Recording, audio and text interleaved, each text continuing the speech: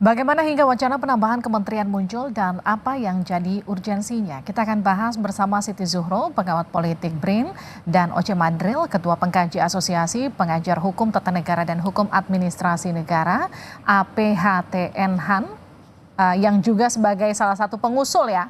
Mas Oce, betul ya? Ya, kami membuat kajian, Mbak Livi. Ada banyak hal yang dibahas di kajian kami. Baik, nanti kita lanjutkan. Mas Oce, selamat malam. Bu Zuhro, selamat malam. Selamat malam, Mbak Livi. Nah, sekarang baru mulai saya bertanya ke Mas Oce. Mas Oce, jadi apa yang mendesak atau yang mendasari usulan jadi 40 kementerian? Koreksi saya kalau salah.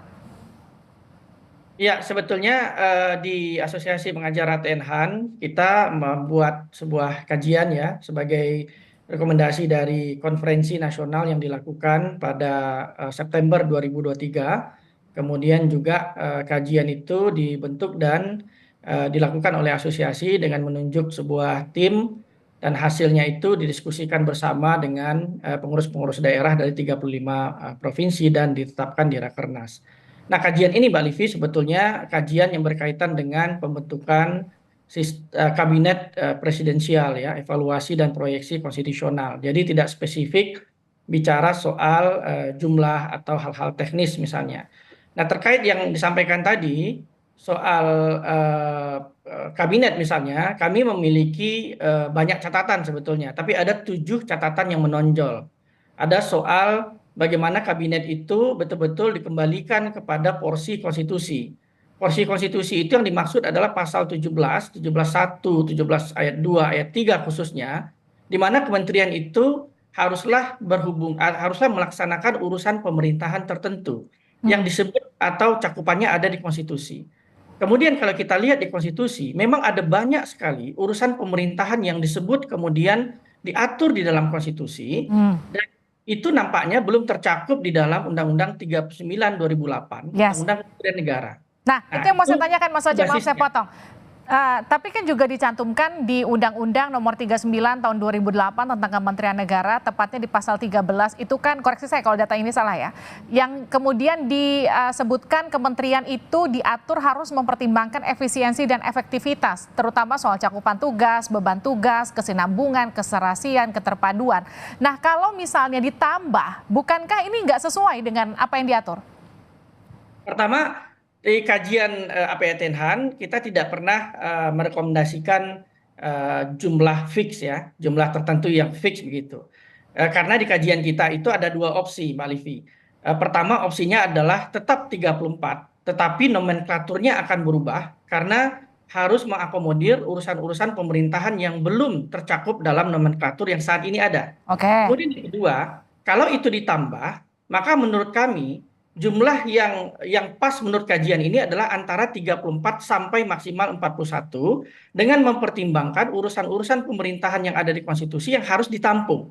Nah, jadi tetap ada 2 opsi begitu. Nah, basisnya tetap urusan-urusan apa saja yang ada di konstitusi yang itu belum nampak diurus secara serius. Misalnya soal pengelolaan daerah perbatasan dan pulau-pulau terluar. Kemudian misalnya soal jaminan sosial. Kemudian misalnya soal perpajakan dan penerimaan negara. Memang ada beberapa urusan yang menurut kami ini harusnya diurus secara lebih serius pada tingkat kementerian, karena urusan-urusan itu disebutkan secara jelas di konstitusi dan nampaknya sekarang itu belum tercakup tugasnya di dalam nomenklatur kementerian yang ada saat ini. Nah, Mas Jadi Oce, kalau nanti skemanya 34, maka nomenklaturnya sebaiknya dirubah supaya urusan-urusan misalnya pengelolaan perbatasan dan pulau terluar itu tercakup. Itu contohnya. Atau urusan-urusan kebudayaan, perpajakan itu ditangani secara lebih di tingkat kementerian. Nah, itu contohnya ya. Tapi kalau kemudian harus misalnya menambah kementerian, maka tentu undang-undang kementeriannya harus dirubah. Karena memang betul Mbak Livi sampaikan ada batasan jumlah di undang-undang. Betul, pasal 15 di Undang-Undang Nomor 39 Tahun 2008 tentang Kementerian Negara itu kan membatasi jumlahnya maksimal hanya 34 ya Mas Oce ya. Yang jadi pertanyaan gini, dengan mengubah undang-undang, terus kemudian seperti yang tadi Mas Oce sempat singgung, mengakomodir kebutuhan sampai maksimal 41, apakah ini kemudian katakanlah proses yang setimpal dengan apa yang harus dilakukan, effortnya begitu? Ya, sebetulnya kalau kita lihat di Undang-Undang Dasar bab kekuasaan pemerintah negara itu memang tidak ada jumlah kementerian. Karena yang diatur di Undang-Undang Dasar itu adalah urusan-urusan pemerintahan. Jadi jumlah kementerian ini kan muncul di Undang-Undang 39 tahun 2008 ya. Hmm, Dan kita tahu dalam perdebatan hukum biasanya soal jumlah itu open legal policy.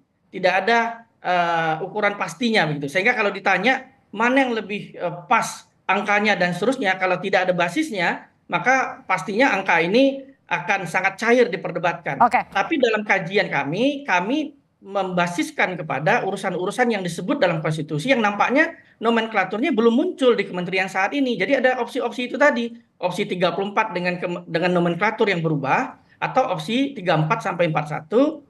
Tapi kalau ini penambahan, tentu undang-undang kementeriannya secara otomatis harus dirubah Harus dulu. diubah. Karena kalau tidak dirubah maka tidak bisa begitu. Nah, saya ke Bu Zuhro. Bu Zuhro, kalau kita melihat dari sisi politiknya, Anda melihat wacana penambahan ini sebagai kebutuhan yang urgent harus dilakukan pemerintah ke depan karena tantangannya makin besar, atau ini sekedar untuk mengakomodir bagi-bagi kekuasaan? Ya, terima kasih. Jadi ini bisa dilihat dari politik dan pemerintahan. Dari politik tentu apa sebetulnya signifikansi dan relevansinya gitu ya. Apakah tadi itu dikatakan terkait dengan masalah efektivitas, efisiensi dan efektivitas itu yang menyatu pada tentunya kita sebut sebagai birokrasi.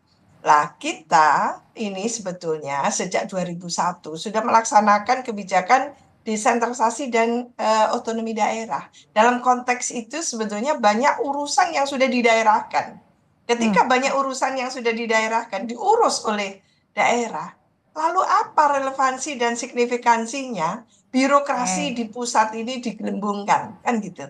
Lah, tadi itu kita tidak membaca konteks ya, konteks politik dalam hal ini Pak Prabowo sebagai presiden terpilih di Pilpres 2024 sudah menyampaikan berulang kali baik dalam kampanyenya maupun setelah terpilih, yaitu untuk membangun satu koalisi besar, untuk membangun kabinet yang nantinya juga dampaknya adalah besar untuk mengakomodasi berbagai kepentingan. Nah, tidak mungkin mengajak itu cuma dianggurin ya, Mbak Livi. Jadi mengajak ini pasti ada bonusnya gitu.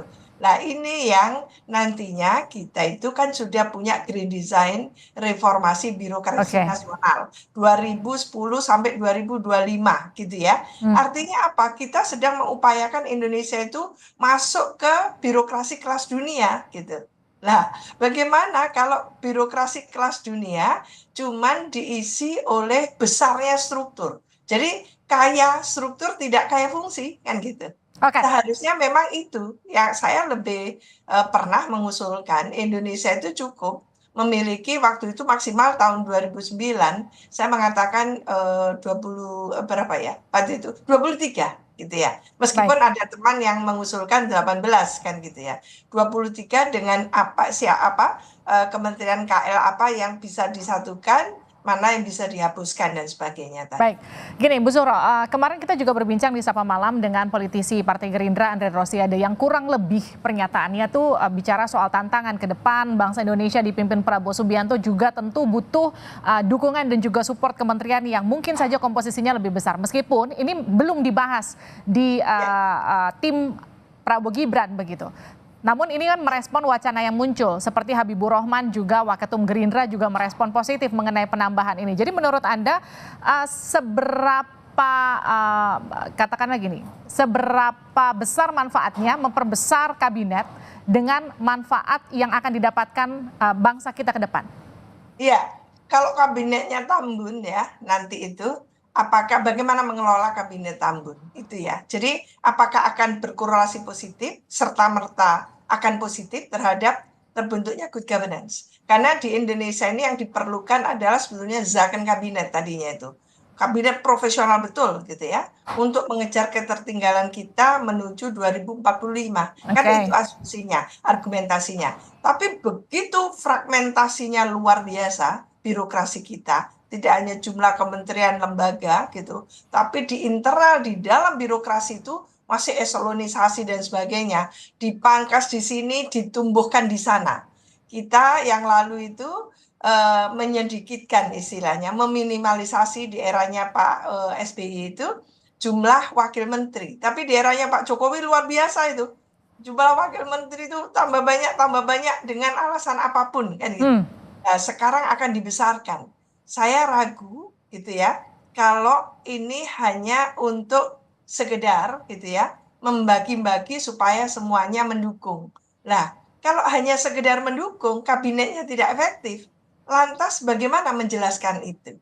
Nah, ini yang kita butuhkan ke depan itu adalah bagaimana Indonesia melakukan akselerasi pembangunan secara cepat, lalu adjust dan agile terhadap gitu ya era digitalisasi yang seperti ini, bahwa istilahnya digitalisasi governance gitu ya. Nah, ini kan harus luar biasa dilakukan secara tentunya perubahan-perubahan yang konkret.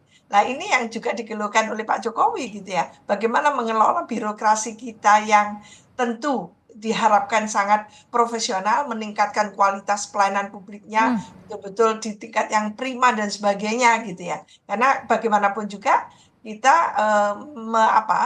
mengharapkan birokrasi ini sebagai roda pembangunan kita. Baik. Kalau hanya sekedar dibesarkan jumlahnya demi dukungan, demi menjaga persatuan Indonesia, itu cuman politiknya. Tapi nanti pembangunannya gitu ya, di perspektif pemerintahnya kita tidak dapatkan itu. Oke, saya ke Mas Oce. Mas Oce, kalau misalnya pada akhirnya Kabinet Prabowo Gibran mengamini usulan yang kemudian akan mengubah undang-undang kementerian begitu, yang kemudian menjadi 40 atau bahkan informasi yang sempat beredar menjadi 48 kalau saya tidak salah, apakah kemudian nanti proses yang harus dilalui adalah secara bertahap, kemudian dilantik, baru merevisi undang-undang, ataukah ini bisa dilakukan lebih dulu sebelum menyusun kabinet? Ya, pertama tentu bagi kami baiknya memang pembentukan kabinet itu dikembalikan kepada Konstitusi Pasal 17 ayat 3 bahwa kementerian itu harus menyelenggarakan urusan pemerintahan tertentu. Oleh karena itu juga di dalam kajian kami untuk Kemenko juga harusnya tidak terlalu banyak. Karena Kemenko itu kan dia tidak mengurus urusan pemerintahan tertentu secara teknis, tapi hanya sifatnya koordinasi. Jadi mestinya tidak wajib sebetulnya di undang-undang kementerian. Dan kalaupun dibentuk itu mungkin 3 saja begitu, tidak usah terlalu banyak. Nah, terkait dengan apakah nanti jumlahnya bertambah atau tidak, menurut kami tetap basisnya haruslah urusan pemerintahan yang disebut di konstitusi. Ada sebetulnya banyak sekali urusan yang disebut yang itu memang menurut kami belum tercakup di dalam nomenklatur yang sekarang. Ini harus dipikirkan. Misalnya soal bagaimana kesatuan masyarakat adat yang itu disebut dalam pasal 18 Undang-Undang Dasar, tapi kementerian mana yang kemudian pada level kementerian yang serius mengurusi masalah ini. Kemudian soal pulau-pulau terluar tadi, kementerian mana yang serius mengurusi, karena itu disebut dalam bab wilayah negara pasal 25A di konstitusi, kementerian mana yang kemudian serius mengurusi itu. Nah, menurut kami, kalau kemudian kami tidak terpaku pada jumlah tertentu, tapi kalau kemudian pilihannya 34, maka mau tidak mau menurut kami nomenklatur ini tetap harus masuk. Menurut kami tetap harus ada kementerian yang serius mengurusi daerah perbatasan, luar, masyarakat adat, dan seterusnya. Tapi kalau nanti jumlahnya ternyata menjadi 41 dan seterusnya, memang tantangannya Mbak Livi, undang-undang kementeriannya harus dirubah. Karena tidak mungkin menambah tanpa merubah undang-undang kementerian. Nah, caranya tentu dua. Bisa dilakukan sebelum pembentukan kabinet Oktober 2024, bisa saja setelah pembentukan kabinet. Tentu ini plus minus. Kalau sebelum pembentukan kabinet itu dilakukan, maka presiden terpilih tentu bisa membentuk kabinet dengan postur yang dikehendaki pada Oktober 2024. Tapi kalau tidak, maka memang akan ada waktu yang terbuang, efisiensi dan seterusnya. Secara waktu memang tidak gampang juga membangun sebuah kementerian baru. Nah, itu tantangannya bagi pemerintahan ke depan tentu saja. Nah, ini ada plus minus tentu saja, pilihan timing apakah akan dilakukan perubahan undang-undang kementerian atau tidak. Tapi kalau ternyata pilihannya tidak, kami tetap mengusulkan agar nomenklaturnya diperbaiki dan disesuaikan dengan urusan yang ada di konstitusi. Nah, usulan kajian ini berada di sana. Mas Ocha, ini kan ada dua hal kalau kita melihat dari satu sisi ketika satu kabinet itu menjadi terlalu gemuk, kalau kita lihat dari sisi positifnya katakanlah akan lebih banyak urusan yang tertangani di pemerintahan begitu. seperti yang kemarin sempat disebutkan tapi oleh politisi Gerindra. Tapi kemudian di satu sisi ketika misalnya kabinet itu terlalu gemuk, ada kekhawatiran fungsi Otda di daerah itu yang kemudian menjadi tidak terlalu berfungsi optimal karena jadi terlalu banyak kementerian yang nanti resikonya akan menjadi tumpang tindih. Kalau dari sisi Anda mana yang lebih efektif? Kami mencoba menyandingkan ya, Prof. Siti Zuhro dan Mbak Livi, menyandingkan antara Undang-Undang Kementerian Negara, Konstitusi, dan Undang-Undang Pemda 23/2014. Kita coba lihat urusan apa saja yang disebut dan diatur. Ternyata kalau kita lihat di Undang-Undang Pemda, jumlah urusannya bertambah banyak. Justru lebih bertambah begitu. Karena di Pemda itu didetailkan ada urusan-urusan pemerintahan yang harusnya dikelola oleh daerah, tetapi harus diingat konstruksi Undang-Undang 23/2014 itu tidak bisa dilepaskan relasinya dengan pusat. Ini Prof. Siti Zuhro pasti sangat paham bagaimana kesulitan daerah kalau relasi dengan pemerintah pusatnya itu nggak jelas koordinasinya ke kementerian yang mana. Sehingga mestinya kalau kita lihat Undang-Undang Pemda, itu urusannya jadi makin banyak Mbak Livi, yang harusnya itu pada level kementerian, itu siapa yang mengurus begitu. Nah, jangan biarkan nanti urusan-urusan yang disebut di daerah, ternyata di tingkat pusat itu tidak ada yang mengurus. Nah, relasi ini yang menurut kami perlu diperbaiki. Jadi kita tidak akan terpaku pada soal jumlah. Kalaupun jumlahnya 34, menurut kami nomenklaturnya itu harus mencakup urusan yang ada di konstitusi dan urusan yang ada di daerah. Itu kalau bisa ada koordinasinya, ada kementeriannya. Kita tahu bahwa kalau sebuah urusan itu tidak diurus pada level kementerian, efektivitasnya, dampaknya, dan seterusnya, itu banyak hambatan dari sisi anggaran, dari sisi SDM, dari sisi jangkauan kewenangan, itu banyak sekali hambatannya. Nah, saya ke Bu Zuhro. Menarik ya, saya sambung boleh ya Mbak? Iya boleh, ini terakhir buat Anda Bu Zuhro. Silakan. Menarik sekali poin yang bisa dijelaskan terkait dengan daerah perbatasan tadi. Kebetulan kami memang melakukan penelitian, mungkin ini tahun ketiga ya Mas Oce, itu tentang daerah perbatasan tadi itu. Untuk sementara ini kan ada BNPB ya. BNPB satu contoh yang mengkoordinasi gitu ya, kementerian lembaga untuk mengeksekusi program yang ada di daerah perbatasan. Apa yang terjadi? Baik, sebetulnya Undang-Undang Otonomi Daerah, Pemerintahan Daerah 23 nomor 23 tahun 2014 dan juga mengacu juga pada Undang-Undang 43 tahun 2008 ya, wilayah negara ya. Itu sebetulnya belum terjadi harmonisasi, maka yang terjadi adalah ketergantungan daerah terhadap pusat. Tadi disebutkan ada urusan yang menjadi kewenangan. Jadi urusan yang menjadi kewenangan daerah itu tidak hanya wajib, tapi juga ada urusan pilihan. Dan itu belasan jumlahnya. Nah, dalam konteks itu memang saya sangat mendorong gitu ya, agar bagaimana daerah-daerah ini membangun itu kan istilahnya membangun Indonesia dari daerah. Nah, kalau itu halnya memang itu yang harus diprioritaskan. Termasuk bagaimana ketika kita punya Kementerian Desa.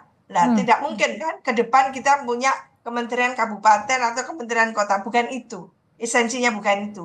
Tapi siapa yang ngurus, yang betul-betul memiliki gitu ya payung hukum yang kokoh. Jadi bukan hanya mengkoordinasi seperti yang terjadi pada BNPB untuk mengkoordinasikan pembangunan yang ada di daerah. Tidak bisa. Jadi daerah-daerah perbatasan dengan karakteristik kekhasannya, baik itu yang kepulauan maupun daratan, itu memerlukan gitu ya, satu ketangkasan mereka sendiri, kemandirian mereka untuk sesegera mungkin membangun. Tidak harus menunggu-nunggu bagaimana koordinasi dari pusat dan sebagainya. Nah ini yang patut untuk diperbaiki ke depan, Mas Oja Madre, menurut saya yang itu yang perlu ya diperbaiki dan difokuskan. Karena kalau menurut saya tidak mungkin membangun itu hanya pusatnya saja kayak di ibu kota saat ini ya. Jakarta masih ibu kota katakan gitu ya.